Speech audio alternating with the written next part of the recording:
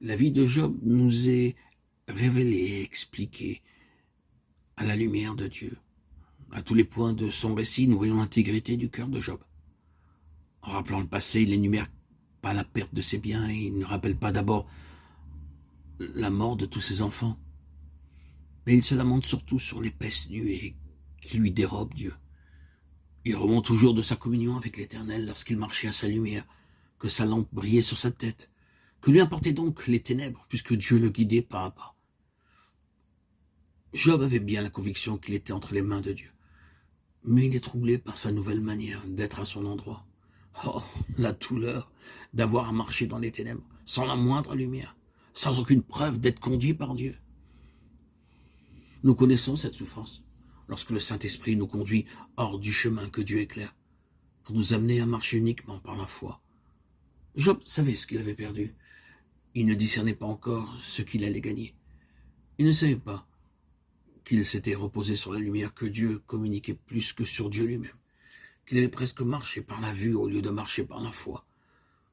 Job avait perdu tout ce qui, autrefois, faisait son bonheur.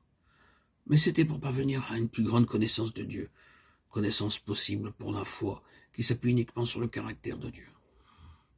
Que ne suis-je au jour de ma vigueur quand Dieu veillait en ami sur ma tente, dit-il au verset 4 et 5. Le temps de la vigueur de la jeunesse est splendide, merveilleux, qu'il s'agisse du domaine de la nature ou de celui de la grâce. Le printemps de la vie spirituelle est délicieux avec sa ferveur, l'ardeur de son amour. Mais il a sa verdeur, il est impulsif, partial, il croit savoir et souvent ne voit qu'un côté des choses. Beauté de la ferveur, de la piété, de l'énergie, de la vie, beauté de toutes les possibilités, et pas nécessairement de leur accomplissement.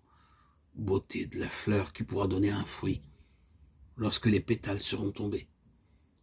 Plus tard, Job pensera avec reconnaissance aux joies de son merveilleux matin, mais il discernera plus de beauté dans la foi qui a atteint son ultime développement et qui marche avec Dieu dans une confiance paisible.